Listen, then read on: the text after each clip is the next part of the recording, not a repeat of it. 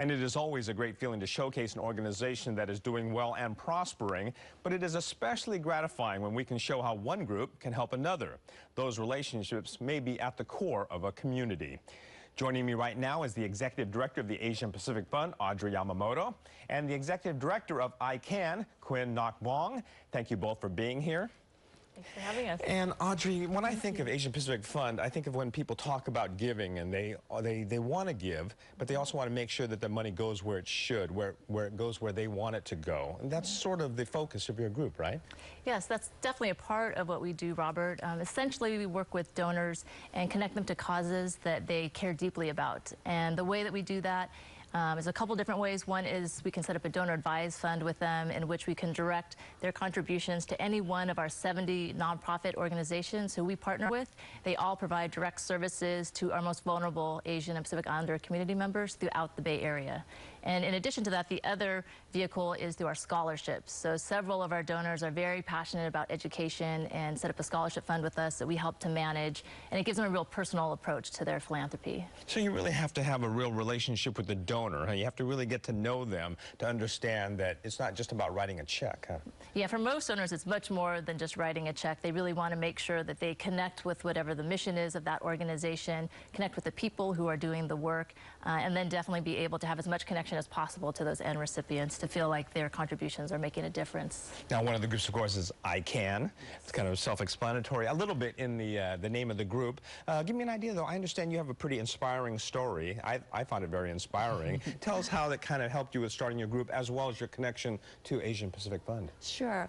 I came to this country at the age of 16 as a refugee, and I was one of those boat people.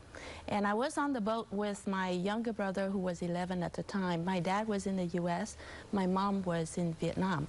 And so we traveled with some relatives, but you know, we were on a boat, a very small boat, 10-meter long and 2-meter wide, and there were 49 of us. And so we went for about 5 nights, 6 nights. Then we landed in Malaysia, and then we were taken to the refugee camps in Malaysia. During the 4 months, I only stay 4 months, and that's very short. But during those 4 months, I understood what it meant to be an orphan. Because, you know, the parents weren't around, and the situation, there were so many fear, so many things that are so unstable. So when I left the camp, I promised that I would come back. And when I got to America, I was set back 3 years because I didn't know English. And so I started high school again. And by the time I got to Yale, and the junior year of my the summer of my junior year at Yale, I got a fellowship from the class of 1956 to go work in the refugee camps in Hong Kong, and which is my dream, you know. And I am forever grateful for their fellowship, because it sets the tone for the direction for my life. So and what does ICAN, how does that fit into what you want to do? So after that, I came back to the U.S., and I set up ICAN to help the children in Vietnam and the children here. And I wanted to give back. So I set up ICAN, but in the process of doing that, you know, then I realized many other people also wanted to give back. So we are, right now, we got a grant from Asian Pacific Fund to do capacity building, so that we can grow ICAN and take ICAN to the next stage, next phase, next level, where we can serve more people and help give the means, the opportunities for more people to give back. So that the name ICAN stands for that. The spirit of I can do it, and you can do it. Very good. And Audrey, you have a gala event coming up, and Steve Chen, the co-founder of YouTube, is an honoree. How does he fit into this principle that you're talking about?